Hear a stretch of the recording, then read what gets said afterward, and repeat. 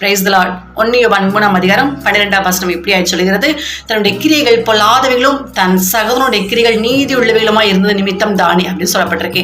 யாருக்கு சொல்லப்பட்டிருக்கு அப்படின்னு சொன்னா, கடவுளால உலகத்துல முதல்ல உருவாக்கப்பட்ட மனுஷன் ஆதாம். அந்த ஆதாமுக்கு 2 பசங்க, காயின் ஆபேல். காயினுடைய வேலை நிலத்தை பயிரிடுறது, ஆபேலுடைய வேலை ஆடு மேய்க்கிறது. 2 பேரும் கடவுளுக்கு காணிக்கை கொண்டு போறாங்க. காயின் நிலத்தின் கனிகளை கொண்டு போறான், ஆபேல் தன்னுடைய ஆடுகளின் தலையீற்றுகளையும் கொழுமி அணிந்து கொண்டு போய் கொடுக்கான். கர்த்தர் காயினுடைய காணிக்கை அக்செப்ட் பண்ணிக்கல, ஆபேலுடைய காணிக்கை கர்த்தர் அக்செப்ட் பண்ணிக்கிட்டாரு. இதனால காயினுக்கு முகநாடி வேறுபட்டுரும், எரிச்சல் வந்துடும், பொறாம வந்துடும். ஆபேலை கூட்டிட்டு வயல்வெளிக்கு போய் கொலை பண்ணிடுவான். எது கொலை பண்ணுவான் தெரியுமா? தன்னுடைய சகோதரனுடைய கிரியைகள் எல்லாம் நீதியா இருக்குதே அப்படின்னு சொல்லி பொறாமப்பட்டு கொலை பண்ணிடுவான். அதே பொறாமையினால இயேசு கிறிஸ்துவும் காட்டி கொடுக்கப்பட்டாரு. வேதம் சொல்றது பொறாமையோ எலும்புரிக்கி அப்படின்னு சொல்லப்பட்டிருக்கு.